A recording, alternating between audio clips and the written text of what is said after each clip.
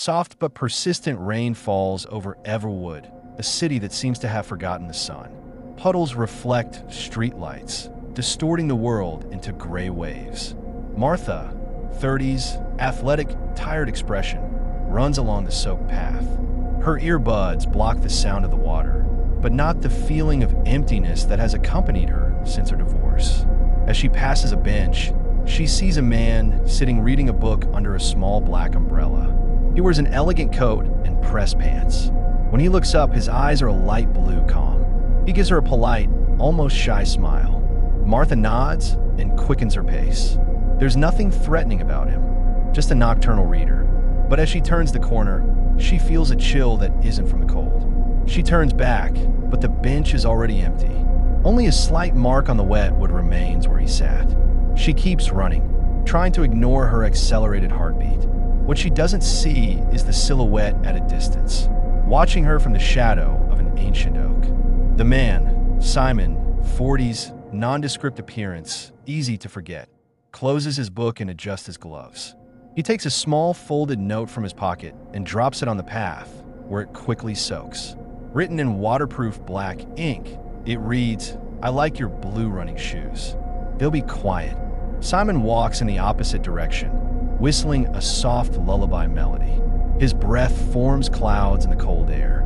He reaches a modest but well-kept apartment building. He climbs to the 3rd floor. Upon opening his home door, everything is order and calm. Aligned books, living plants, a lamp emitting warm light. It's a portrait of normality. He hangs his coat and prepares a cup of tea. But in the hallway wall, almost invisible among landscape photographs, there is a reinforced door with a heavy lock. Simon presses his ear to it, hears slight movement on the other side. He smiles, satisfied. Tomorrow will be another day, another encounter, another opportunity to connect. Martha closes the door with a double lock. She removes her blue shoes, soaked, muddy, and leaves them by the entrance. Her apartment is cozy but lonely. Photos of past trips, a cat sleeping on the sofa, piles of unread books. She pours herself a glass of water in the kitchen and sees it there. On the wooden table, next to a vase with wilted flowers, is a square of white paper, clean and dry. It wasn't there when she left. She's sure. With trembling hands, she unfolds it. The handwriting is impeccable, as if printed, "I like your blue running shoes. They'll be quiet." An adrenaline rush dries her throat. She checks doors and windows, all locked. No signs of forced entry. The cat purrs, indifferent. Martha calls the police, voice faltering. As she waits, she looks out the window at the empty street. A figure stands under a streetlight, looking toward her building. It doesn't move, just watches.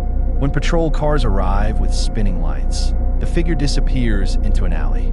Detective Lena Hayes, 40s, eyes marked by sleepless nights, interviews Martha in a gray room. Lena takes methodical notes, but her mind is elsewhere, on the 5 missing persons files she's had unresolved for 6 months. All with similar patterns: prior notes, prolonged surveillance, clean disappearance. No obvious, no clear motives. Lena shows Martha photos of the previous notes. Your back door lock is broken. Loneliness clouds caution. Your dog barks a lot. Maybe it senses my presence. Martha pales. She recognizes the style. The horror becomes tangible. Lena, in a calm but tense voice. It's not random. He chooses people who are alone, who have predictable routines. First he watches them, then he approaches. As a neighbor, a co-worker, someone needing help. Gains their trust.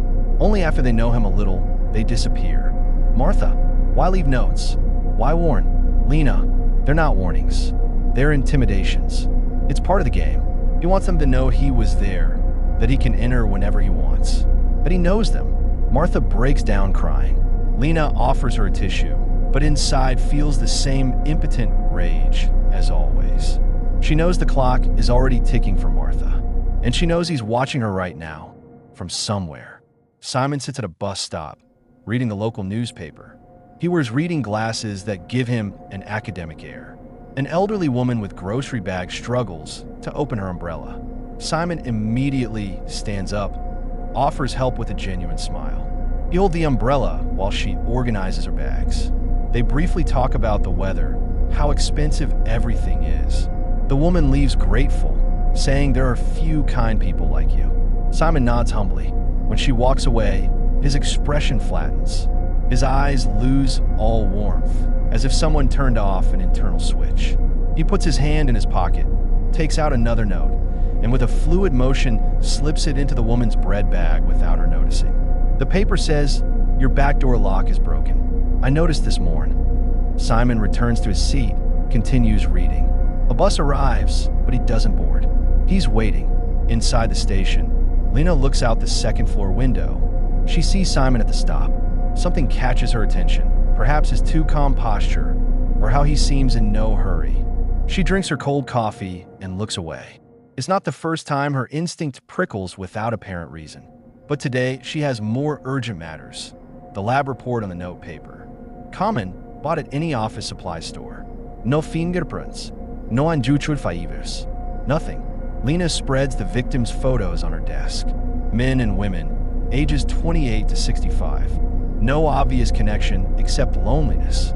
Some lived alone. Others had families but were emotionally isolated. All received at least one note before disappearing. And in each case, witnesses remembered a kind man who had interacted with the victim days before, a man no one could describe clearly. Normal, pleasant, discreet. Lena rubs her temples. She feels she's chasing a ghost. Her phone rings. It's her daughter's daycare, Emma, 8 years old. The teacher says Emma isn't feeling well, has a fever. Lena promises to pick her up soon. She hangs up and feels the weight of her double life. Monster hunter and single mother. On her desk, next to the photo of Emma smiling, is a note she wrote herself. Don't let him see your fear. It's her personal mantra. But lately, fear is becoming a constant companion. Suddenly, her partner, Officer Carter, 50s, pragmatic, enters with a folder. Carter, another one. Mrs. Eleanor Pritchard, 72, disappeared this morning after going to the market. A neighbor says a man helped her with bags yesterday. Kind, well-dressed. Lena, breathless. Do they find a note? Carter nats grave. He passes her a photo, the same impeccable handwriting. Your back door lock is broken. I noticed this morning. Lena looks out the window toward the bus stop. It's empty now, but the ghost just became more real. Simon's apartment is a study in calculated normality. Every piece of furniture is in place. Every book organized by genre and author. In the kitchen, a pot of vegetable soup simmers on low heat. Simon chops carrots with surgical precision, humming that same lullaby melody. He could be any office worker relaxing after work. But then he walks to the hallway, stops in front of the reinforced door, and slides a plate of food through a slot at the base. From the other side, a trembling thank you is heard. The voice is female, elderly, tired. Simon kneels, brings his lips close to the door. Simon, soft, almost tender. Do you need more blankets, Eleanor? The nights are cold. Eleanor's voice, trembling. No, I'm fine. When can I go home? Simon, soon. I just want you to know me a little more. To understand why I do this. You're not a number, Eleanor. You're important. There's silence. Then a stifled sob. Simon nods, as if that were the expected response. He stands, returns to the kitchen, and serves his soup in a bowl. He sits at the table, eats slowly, savoring each spoonful. On the wall facing him is a corkboard with photos of the victims, all taken without their knowledge. Martha running, Eleanor shopping, a man in a library, a woman in a cafe, and next to each photo, a handwritten note with the same perfect handwriting. Simon looks at the faces, his eyes stopping on Lena, a photo clipped from the local newspaper about a previous case. She's not on his list yet, but she could be. He finishes his dinner, washes the bowl, and puts it away. Then he takes out a worn leather notebook. He writes calmly, Day 187. Eleanor is accepting reality. Martha called the police. Predictable but interesting. Detective Hayes looks but doesn't see. Not yet. He closes the notebook, locks it in a drawer. Before sleeping, he checks his apartment locks. Not out of fear of someone entering, but out of habit, out of discipline. He sleeps deeply without nightmares. Lena is in the alley where Eleanor disappeared. The rain has washed away any possible evidence, but she searches anyway, moving her flashlight over the wet cobblestones. Carter watches her from the entrance, impatient. "Carter." "Lena, it's 11. The forensics team already checked everything. There's nothing." "Lena," without looking up, "there's always something. Something he left for us to find. And there it is. Between two dumpsters, half hidden under a soaked cardboard box, she finds Eleanor's purse. The money and keys aren't there, but in the inside pocket there's a new note. Lena holds it with tweezers, reads it under her flashlight. "Detective Hayes, you're working late. Don't forget your daughter's recital tomorrow." The world stops. The air cools 10 degrees. Lena looks at Carter, whose face reflects the same horror. He hasn't mentioned the recital to anyone. Not even she had thought about it today, buried under work. But he knows. He's watching her. Lena puts the note in an evidence bag with hands that barely obey. Her mind goes to Emma, sleeping at her neighbor's house. Is she safe? Really? Lena arrives home after midnight. She checks every room, every closet, behind every curtain. Nothing. She peeks into Emma's room. Empty because she's at the neighbor's, but her daughter's favorite stuffed animal, a worn rabbit, sits on the pillow. Lena hugs it, inhaling the scent of children's shampoo. Then she goes to the kitchen, pours herself a whiskey, something she almost never does. On the back porch, something white catches her attention. A note, nailed with a kitchen knife into the wood of the outdoor table. Lena goes out, yanks it off with force. The message is more personal, more intrusive. "Good mother. Protect her better than you protect them." Lena looks around at the dark garden, the fence, the neighbor's windows. Nothing moves, but she feels the gaze. Feels that he was here, in her sacred space, violating the last refuge. She goes back inside, closes all the blinds, calls the neighbor, wakes Emma just to hear her sleepy voice. "I love you, Mommy." Lena hangs up, slides against the door, tears finally overcoming her resistance. It's not just fear, it's rage. A cold, determined rage. She takes out her phone, reviews the victim's photos, then opens the file on citizens with no records who interacted with them. Her gaze stops on a name, Simon Gable. Volunteer at the community center. Reported a suspicious man near his home 2 weeks ago. Too civic, too perfect. Tomorrow she'll go see him. Tomorrow she'll start hunting in earnest. Everwood Hope Community Center buzzes with activity. Elderly people drink coffee, children do crafts, volunteers distribute food. Among them, Simon stands out for his silent efficiency. He wears an apron over simple clothes, helps a woman in a wheelchair reach some pamphlets. His smile is constant but not exaggerated. He seems genuinely interested. Lena observes from the entrance, disguised in casual clothes and sunglasses. She studies his movements, how he tilts his head when listening, how his hands are careful when touching someone's shoulder to guide them. Nothing threatening, everything calculated to inspire trust. Carter, beside her, murmurs, "Carter, it's him, right?" Simon Gable, 39 years old, freelance accountant, volunteer here for 3 years. Neighbors describe him as shy but kind. No reports, not even a parking ticket. Lena, without looking away, too clean. Look how he memorizes details. The woman in the wheelchair, he knows how she takes her coffee, how much sugar she uses. He's studying her. Simon looks up as if feeling her gaze. Their eyes meet across the crowded space. No recognition, just neutral curiosity. Lena holds the gaze a second longer than normal. Challenging. Simon nods slightly, as if greeting a stranger, and returns to his task. Minutes later, Simon approaches them with 2 cups of coffee. Simon, offering one to Lena. "You look like you need it." The morning shift can be exhausting for newcomers. Lena accepts the cup, pretending gratitude. "Lena, is it that obvious?" Simon, smiling. "Just a hunch. I am Simon. I help here Tuesdays and Thursdays. Are you looking for someone or need information?" "Carter, just getting to know the place. Good work you do here." Simon nods humbly. They talk another minute about the center's programs. Lena notices Simon avoids directly asking what they do or who they are. Professional deflector. Before leaving, Simon says goodbye with a "have a peaceful day." Lena looks at the coffee cup in her hands. The rim has a small lipstick stain that isn't hers. She leaves it on a table, undrunk. In the car, Carter breaks the silence. "Carter, I don't know Lena. He seems normal." Lena, starting the engine. "That's the idea. But I saw his volunteer notebook on the counter. He was noting departure times of the elderly. That's not protocol." As they drive, Lena mentally reviews every interaction. Simon showed no nervousness, no excessive curiosity. Perfectly balanced. Too perfect. She knows she'll need more to convince her captain. She needs tangible proof. Simon returns to his apartment after his shift. He hangs his jacket with precision, washes his hands meticulously. Then, he goes to the reinforced door. This time he doesn't bring food. He brings a small digital recorder.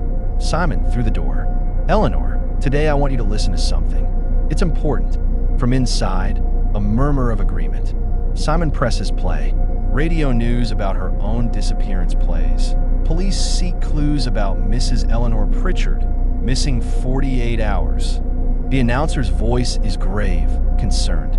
Simon stops the recording. "Simon, do you hear that? They're looking for you, but they won't find you. Because now you understand, right? You understand that I see you. Truly see you. They only see a case." Eleanor doesn't respond. Simon waits patiently. Finally, a weak voice. "Eleanor, why me?" Simon, soft. "Because you were alone. Because no one would notice your absence for days. Because you deserve someone to pay attention to you before the end. I give you that." There's a sob. Simon nods, satisfied. He places the recorder on the floor, next to the slot. "Simon, keep it. It's a gift. So you remember someone took the time." He walks away from the door. In the living room, he opens a safe hidden behind a generic landscape painting. Inside are objects: a wristwatch, reading glasses, an embroidered handkerchief, a child's bracelet. Trophies. Simon takes the watch.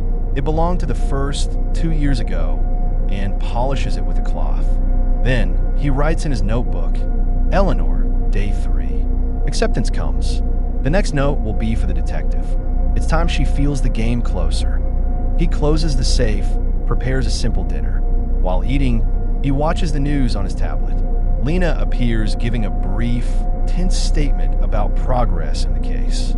Simon pauses the video, zooms in on her face, studies the tiredness in her eyes, the tension in her jaw. He smiles. She's different from the others. Not a lonely victim. She's a hunter. That makes the game more interesting. Before sleeping, Simon goes for a nighttime walk. He passes Lena's house, parked 2 blocks away. The lights are off.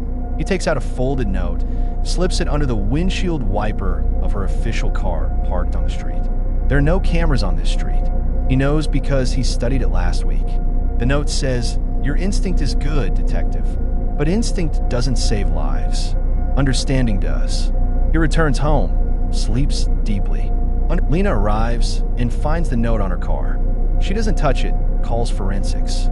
While waiting, Carter arrives with news. Analysis of the paper fibers from all notes matches exactly a batch sold at a downtown stationery store 6 months ago. Purchases were in cash. No cameras in that store. Dead end. However, a witness in the first victim's case, Tomas, the librarian, remembers something new under hypnosis. The kind man who spoke with Tomas days before wore a lapel pin, a small maple leaf pin. Lena searches the database. Only one mention. Simon Gable was photographed with that pin at a community center charity event a year ago. It's tenuous, but it's a thread. Lena convenes a small team, presents her theory. Simon selects victims he can approach as a volunteer, neighbor, or helpful passerby. He studies them, leaves an intimidating note, then kidnaps them after gaining enough trust for them to lower their guard. He's in no rush to kill them. Keeps them alive for a while, probably for some connection ritual. The missing objects are trophies. The notes to the police are to direct the investigation, to feel challenged. Captain Ross, 50s, skeptical but loyal, frowns. "Captain Ross, that's a lot of speculation, Hayes. We need something concrete before officially surveilling him. We can't scare an upstanding citizen over hunches." "Lena, then let me do unofficial surveillance. Just me. If he's clean, he won't know. If he's our man, maybe I'll see him make a move. Ross reluctantly agrees, on condition she doesn't approach without physical evidence. Lena leaves the meeting with a racing heart. She knows Simon is smart, probably anticipates surveillance. She must be smarter. Lena observes from a van parked a block away, with sunglasses and a cap. Simon leaves at 5:17 p.m. exactly. He walks, doesn't drive. She follows on foot, keeping distance. Simon enters a bookstore, browses poetry books, buys one, The Silence and the Shadow, a dark, obscure title.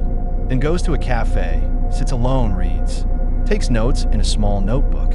All mundane, but Lena notices details. Simon never looks at his phone. He observes people around him discreetly, as if cataloging. A young woman crying at a distant table captures his attention for several minutes. Simon writes something in his notebook. Lena feels a chill.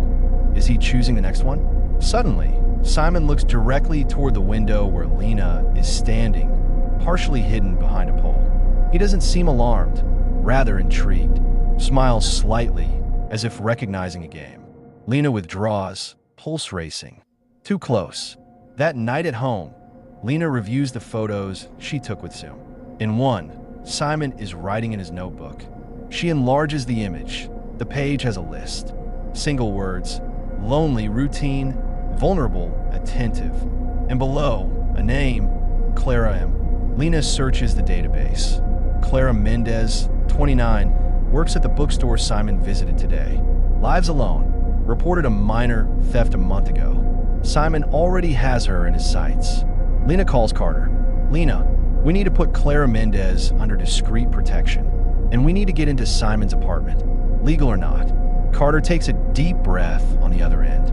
Carter, Lena, if we're wrong. Lena, sharply, we're not wrong. And if we wait, Clara will disappear. Clara Mendez closes the bookstore and walks home, unaware that two plainclothes officers are following her. In her mailbox, there's already a note. Your taste for Rilke is admirable. Lonely ones understand the darkness. Clara reads it, frowns, puts it away, thinking it's from some strange customer. Doesn't call the police. Simon watches from a cafe across the street. Sees the officers. Doesn't flinch. He knows Lena is accelerating the game. That's good. Rush players make mistakes. He pays for his coffee and leaves, but not toward his home.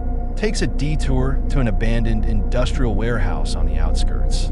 His true workspace, not the apartment. The warehouse is large, cold, smells of dampness and old oil. Simon turns on a work lamp. In the center, 3 improvised cells with metal bars. 2 are empty. In the third, Eleanor sits on a folding bed, covered with a blanket.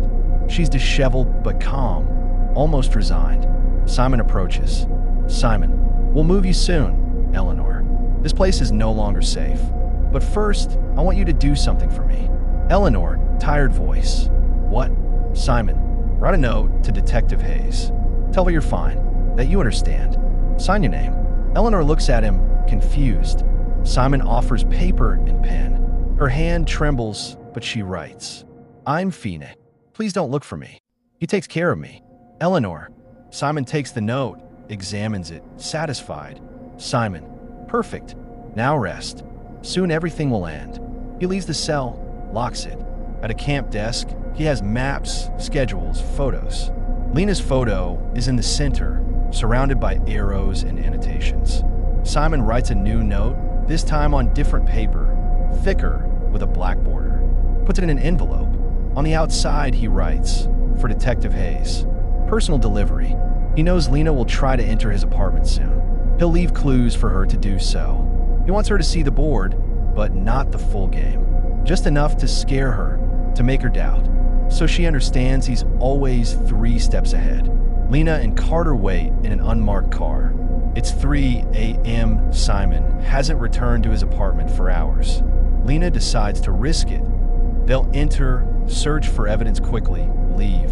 It's not legal, but if they find something, they can get a retroactive warrant. Carter is nervous, but doesn't stop her. Lena, 10 minutes inside. Just look for victims' objects, the notebook, anything linking him. They use tools to pick the lock. Simon has no alarm. They enter. The apartment is impeccable, like a furniture showroom. Lena goes straight to the reinforced door. It's locked with a high-security lock, impossible to open without heavy tools. Carter checks the bedroom. Clothes organized by color, shoes aligned. Too orderly. In the living room, Lena finds Simon's notebook on the coffee table. She flips through it quickly. Daily notes about weather, banal interactions. But every few pages, underlined phrases. Loneliness is a hole only true attention can fill. Dying known is better than living ignored. And then lists of names, the missing and new ones, Clara, Martha, and, at the end, Lena Ash. Carter calls from the kitchen. He's found the safe behind the painting. It's open, empty, except for a single object, Emma's stuffed rabbit. Lena recognizes it instantly. Her blood runs cold. How'd he get it? When was he in her house? She takes the stuffed animal with trembling hands. Inside, there's a small note sewn in. Your daughter hugs this every night. It smells of innocent dreams. I won't hurt her if you play well. Lena puts the stuffed animal and note in an evidence bag. Her face is a mask of icy fury. Carter tries to calm her. Carter, Lena, this is a provocation. He wants you to react. Lena, voice trembling with rage. Well, I'm going to react. I'm going to hunt him until I bury him. They leave the apartment, leave everything as it was. But upon leaving, Lena sees an envelope stuck under the bottom of the hallway's exterior table. It wasn't there before. Simon was here, watched them enter. Inside the envelope, Eleanor's note. I'm fine. Please don't look for me. He takes care of me. Eleanor. And below, in Simon's handwriting, sometimes victims become believers. Who's a monster then, detective? Lena realizes Eleanor is alive. Simon has her somewhere else, and he's using her submission to mock them. The game has just leveled up. They return to the station at dawn. Lena shows the stuffed animal and notes to Captain Ross. This time, no argument. They order 24/7 surveillance on Simon and a search warrant for his apartment and known locations. But Lena knows Simon already expects it, that he's giving them crumbs to keep them running in circles. As the team mobilizes, Lena stays in her office, looking at the stuffed animal. She calls the neighbor, confirms Emma is safe, then opens her drawer, takes out her service weapon, checks it. It's not just a case now. It's personal, and Simon knew from the beginning. Note, the gray dawn light filters through the warehouse's broken windows. Simon stands before the cells, contemplating Eleanor, who sleeps in a fetal position. He has left a simple breakfast on a folding chair, toast, tea, and apple. He's not a cruel jailer. He's a meticulous host, and that makes it more disturbing. Simon walks away silently, goes up to a mezzanine office overlooking the main space. From here, he sees everything. On one wall, he has pinned a map of Everwood with colored pins. Red for taken victims, yellow for potential ones, and a single blue pin, Lena's house.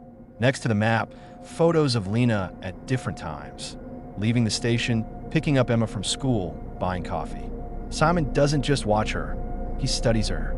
To him, Lena is the perfect opponent, intelligent, determined, emotionally invested. She'll make the ending satisfying. His burner phone, a disposable device, vibrates. A message from an anonymous contact. Surveillance on your building. 3 cars. Search warrant pending. Simon doesn't flinch. He expected it. In fact, he orchestrated it. He leaves the warehouse through the back door, which leads to a network of alleys he memorized years ago. He walks 10 minutes to an early opening cafe, sits by the window, orders coffee like any other early customer. The police search team raids Simon's apartment. They find the notebook, the empty safe, the reinforced door. Forensics lift fingerprints, but suspect they're too perfect. Simon left surfaces clean except where he wanted them to find something. The reinforced door is forced open. Inside, an empty room, painted white, with only a mattress on the floor and a shelf with psychology and existential philosophy books. Nothing illegal, nothing directly linking him to the kidnappings. Lena is at the scene, watching with crossed arms.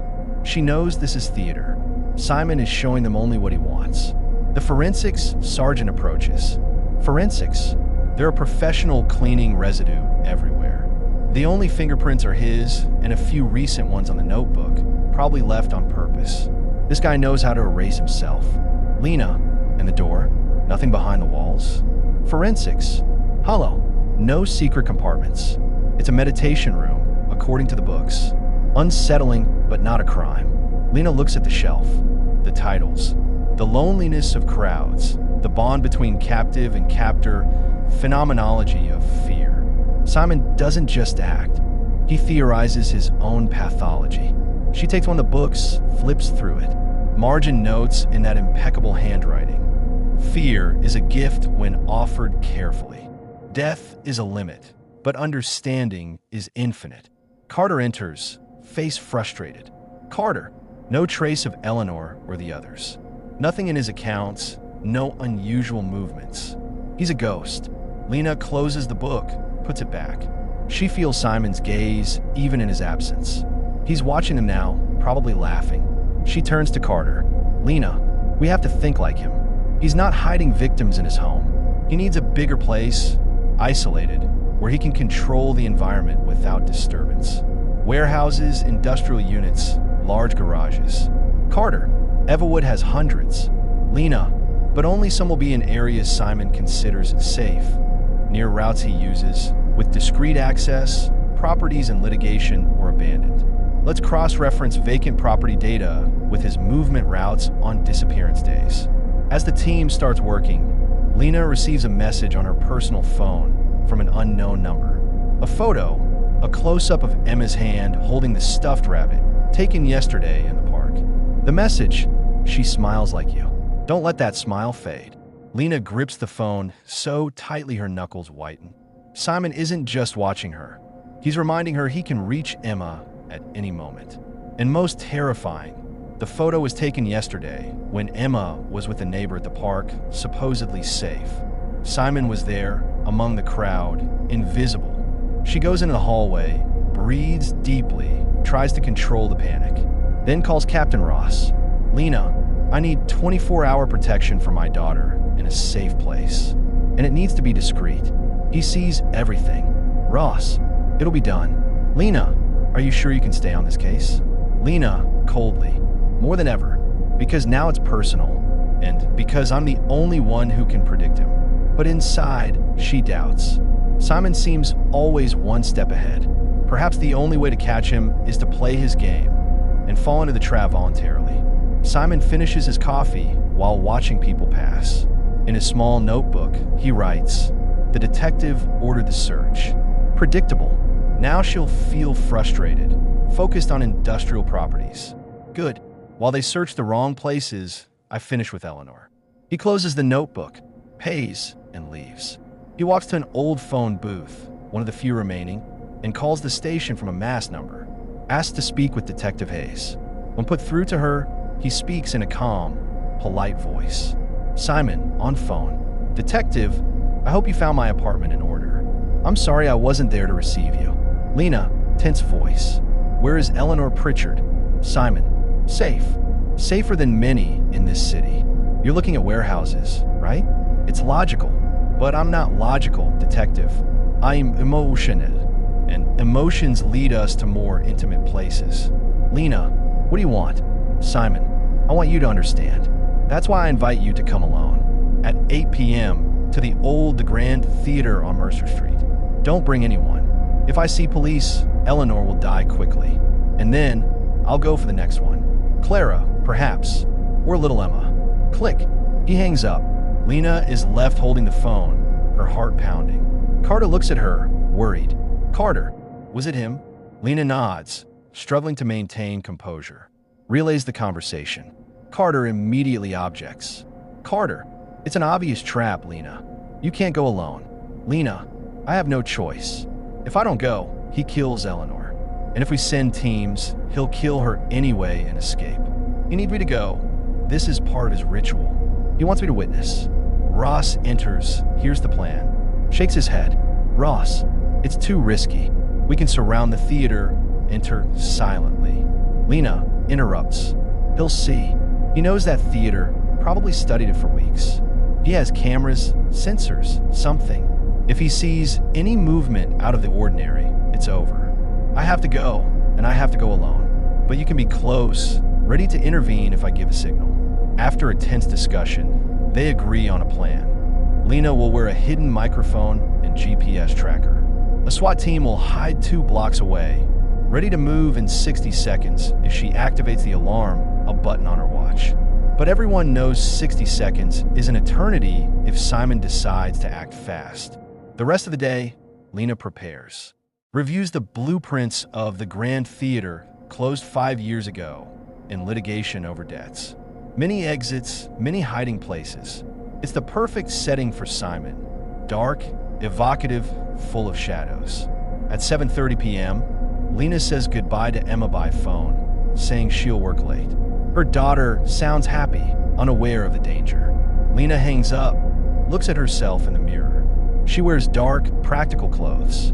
Et just har bulletproof vest under har jacket. Her weapon is loaded, but she feels it won't be bullets that matter tonight. The theater is a decaying colossus. Faded posters, broken windows. Lena parks a block away, walks to the main entrance. The door is slightly ajar. Inside, total darkness. She turns on her flashlight. The lobby is covered in dust and debris. In the center, on the ticket counter, a note under a stone. Welcome to the final stage, detective. The show is about to begin. Walk to the auditorium. Alone. Lena takes a deep breath, activates the microphone. Lena, whispering, I'm entering. Note in the lobby, directing me to the auditorium. Carter's voice in her ear, tense, careful. We're 2 minutes away if you need. Lena pushes the heavy auditorium doors. They open with a creak that echoes in the darkness. Her flashlight sweeps the space. Broken seats, cobwebs hanging from the vaulted ceiling. On the stage, a single wooden chair illuminated by a bare spotlight hanging from above. Sitting on the chair, tied but alive, is Eleanor. She's blindfolded but breathing. Beside her, standing Simon. He wears a dark suit, impeccable, as if about to give a lecture. Simon, his voice projecting in the theater's echo. Detective Hayes, I'm glad you came. Please approach. But first, leave your weapon and microphone on the floor. I see them, of course. Lena hesitates. Simon raises a small pistol and points it at Eleanor's temple. Simon, I won't negotiate. Lena slowly takes out her weapon, leaves it on the floor. Then the microphone and the watch with the alarm button. Steps on them, destroying them. Simon nods, satisfied. Lena, done. Let her go. Simon, soon. First, I want us to talk, like civilized adults. Come up on stage. Lena walks down the center aisle, feeling Simon's eyes on her. Each step echoes in the silence. She knows she's at a total disadvantage, but also knows Simon won't kill her yet. He needs her attention, needs her to understand. Lena climbs the side stairs to the stage. 5 meters away, Simon watches her, the pistol still at Eleanor's head. Eleanor moans softly under the blindfold. Simon, thank you for coming alone. It's a sign of respect. Most don't. They act out of fear, not understanding. Lena, what do you want me to understand? Simon, that you're a killer? I already know that. Simon smiles sadly. Killer, such a simple word. I provide a service, detective. In a world where no one sees anyone, I give them total visibility. I study them, learn their fears, their dreams. And in their last moments, they truly know me. That's more than most get in a lifetime. Lena keeps her voice calm, though every fiber of her body screams to attack. She must by time make him talk. Lena, Eleanor doesn't know you. You have her tied and gagged. That's not a connection. Simon, but she listened to me.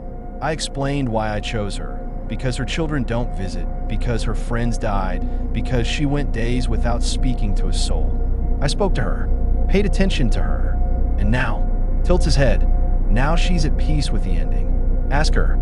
Simon removes the gag from Eleanor's mouth. She gasps, looks at Lena with tearful eyes. Eleanor, please let him be. He is right. I am tired. Lena feels a blow to her stomach. The brainwashing is deep. Simon has created a narrative where he's the redeemer, not the executioner. Lena, to Eleanor, softly. Eleanor, I'll take you home. Your children are waiting for you. Simon laughs, a dry, cold sound. Simon, her children haven't called her in 3 months. I know. I check her phone records. To Lena, see? I know the truth, and the truth sets free. Suddenly, Simon lowers the pistol, leaves it on the floor, pushes it toward Lena. She looks at the weapon, confused. Simon, take it. You can shoot me now. End this. Or, you can hear my proposal. Lena doesn't move. It's a trap, obviously, but she needs to know where it leads. Lena, what proposal? Simon, I'll let both of you go. You and Eleanor.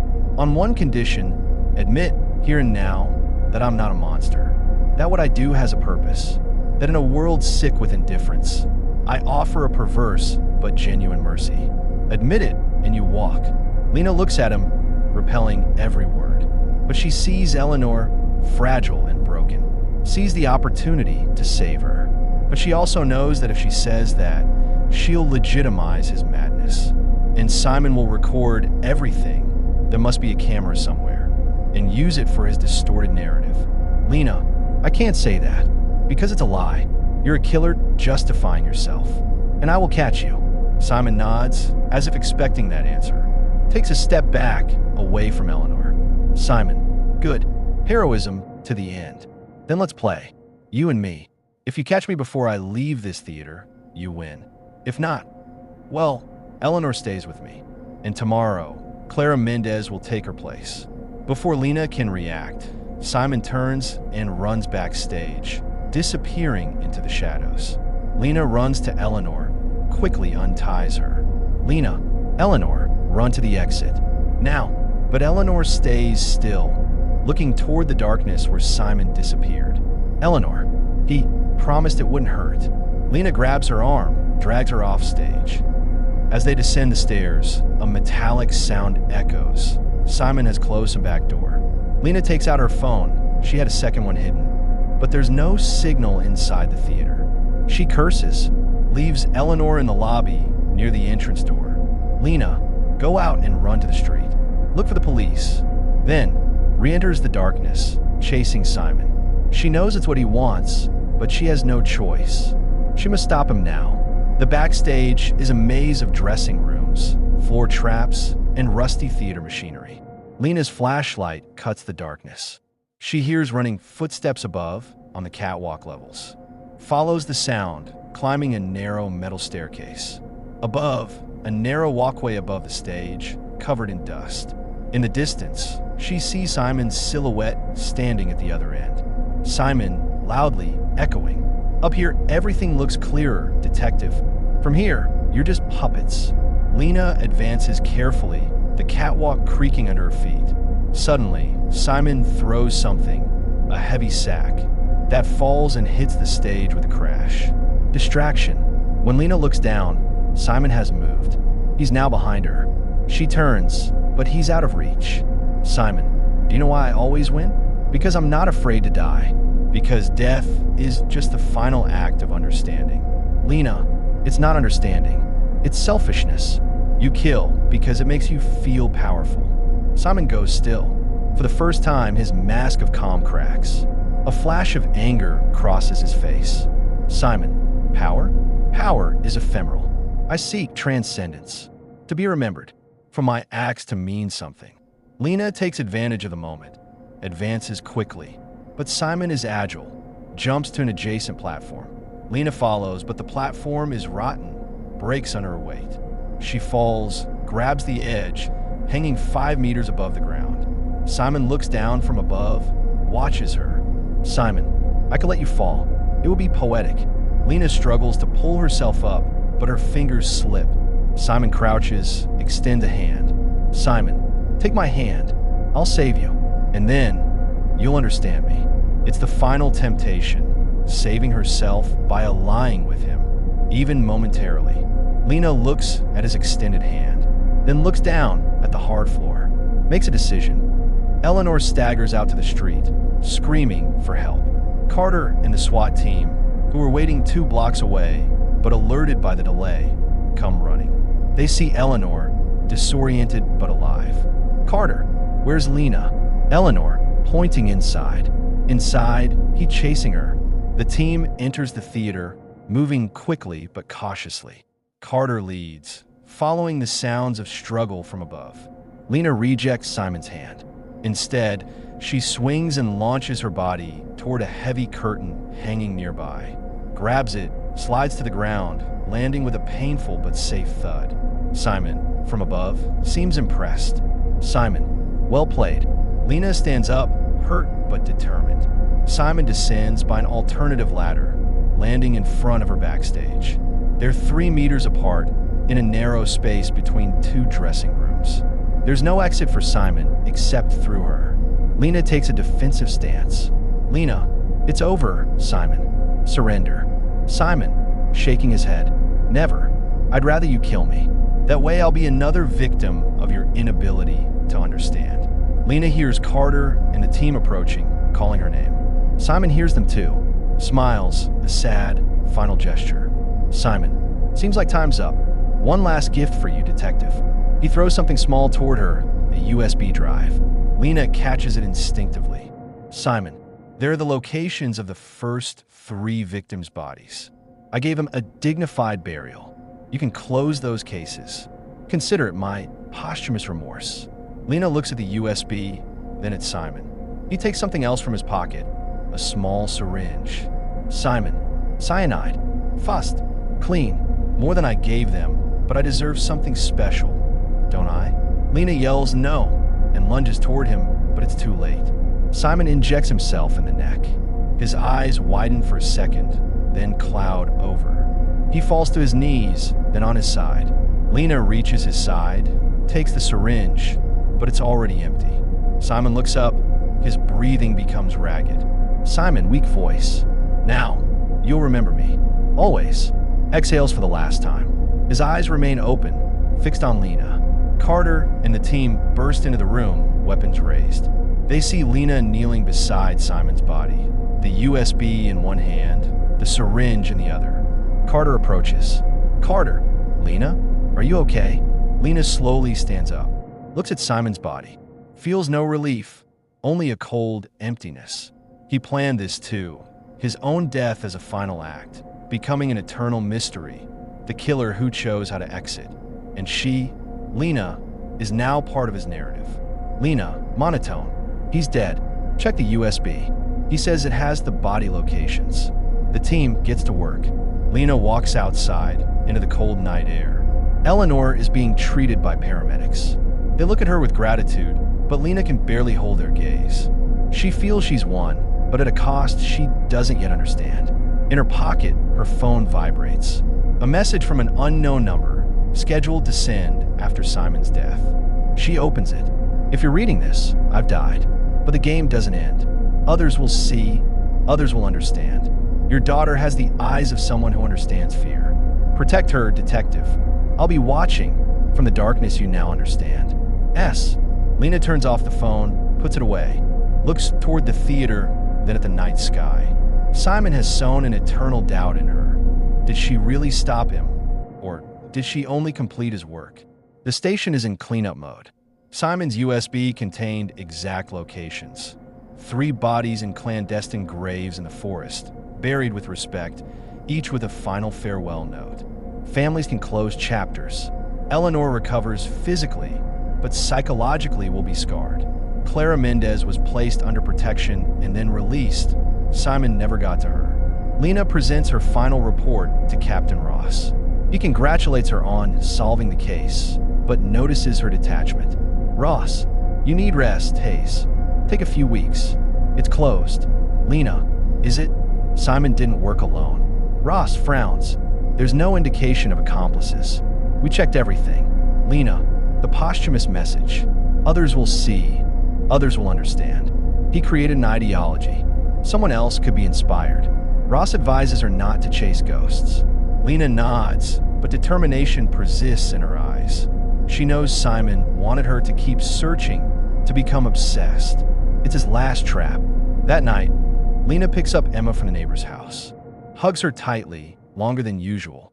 Emma, did you catch the bad man, Mommy? Lena, yes, sweetie. He's caught. But Lena's gaze goes to the window, to the dark street. For a second, She thinks she sees a silhouette standing under a streetlight. She blinks, and it disappears. Imagination? Paranoia? Or Simon's legacy living in her fears? Lena can't sleep. Reviews Simon's notes, the photos, the notebook, now in evidence. On one page, a phrase underlined several times. Fear is a gift that keeps giving. Simon understood that terror doesn't end with a monster's death. It continues in the psyche of those who survive. Her phone rings. Private number. Answers cautiously. Male voice distorted. Detective Hayes. Simon told me about you. Said you would understand. Soon, I'll send you a gift. Lena tenses. Lena, who are you? Voice. An admirer. Simon saw the truth in a blind world. I do too. And he asked me to continue the conversation. Click. The call ends. Lena dials *69, but the number is blocked. Immediately calls Carter, explains. He promises to trace it, but sounds skeptical. Could be a prankster, an imitator. But Lena knows the truth. Simon had followers, someone to whom he entrusted his legacy. The game hasn't ended. It has only changed players. Lena visits Simon's grave. His distant family buried him in an unmarked plot. Stands before the smooth headstone, only with dates. 1973-2023. No epitaph, but at the base, someone has left a small object, a maple leaf pin, identical to the one Simon wore. Fresh, not covered in dust. Lena picks it up, examines it. Not old. Someone was here today, or yesterday. Turns around, scans the empty cemetery. The fog thickens, hiding distant trees. Feels that gaze again, the same one she felt with Simon. Watched, studied. Her phone vibrates. A message with a photo. An image of her standing by the grave, taken from afar through the fog. The text. He taught you to fear. I'll teach you to believe. Soon. Lena doesn't respond. Puts away her phone, looks toward where she thinks the photographer is. Sees no one, but smiles a cold, determined gesture. Because now she knows what she must do. Instead of fleeing fear, she'll use it. We'll be both bait and hunter. If Simon created a disciple, she'll find him. And this time, she won't leave room for final dramas or poetic notes. This time, she'll truly end the game. Walks out of the cemetery, her silhouette disappearing into the fog. The camera rises, showing the empty cemetery, then pans to a distant tree, where a standing figure watches her exit. We can't see his face, only his silhouette. Then the figure also leaves, merging with the fog.